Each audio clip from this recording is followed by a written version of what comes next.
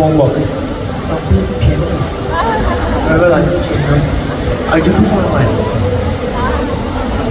มาล้อจิวมาเนี่ย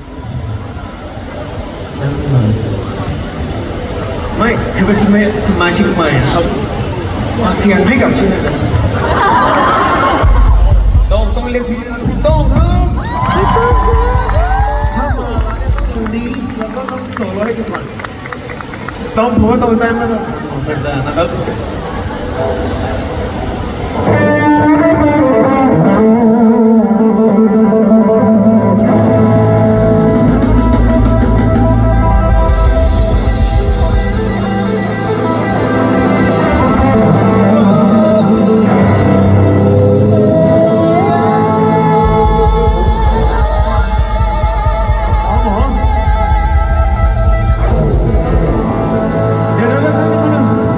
คือพอดีบอก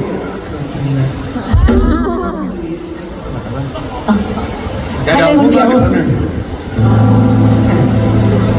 วต้องมีอะไร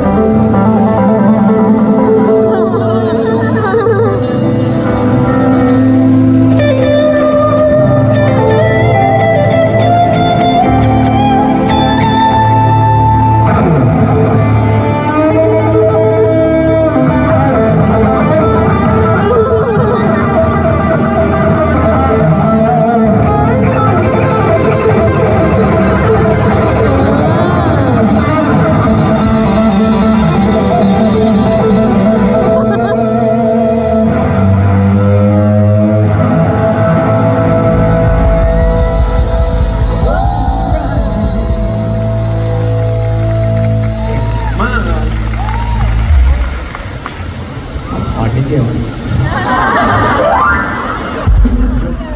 ไม่แต่ดีมากแต่ดีกว่านั้นต้องลีกับ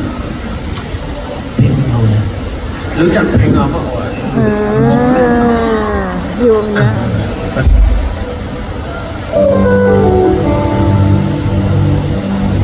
สู้คนนั้นรู้จักเพลงเราหรือเปล่า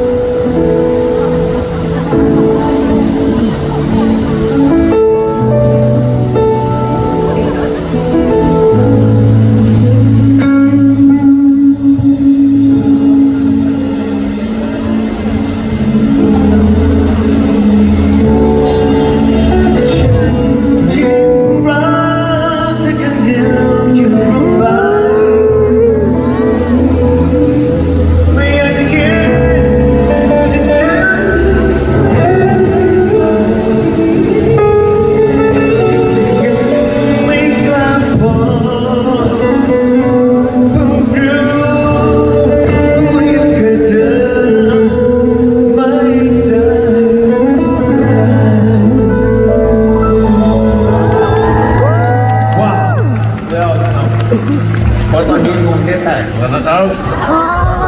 ไม่ทราบนะครับตอนนี้เหลือแค่เอาผมออดิชั่นมันไม่ได้ใครเช่นแบบนั้นขอบคุณมากนะครับที่เป็นเกียรติสำหรับวงเรานะครับแล้วก็มาร่วมเล่น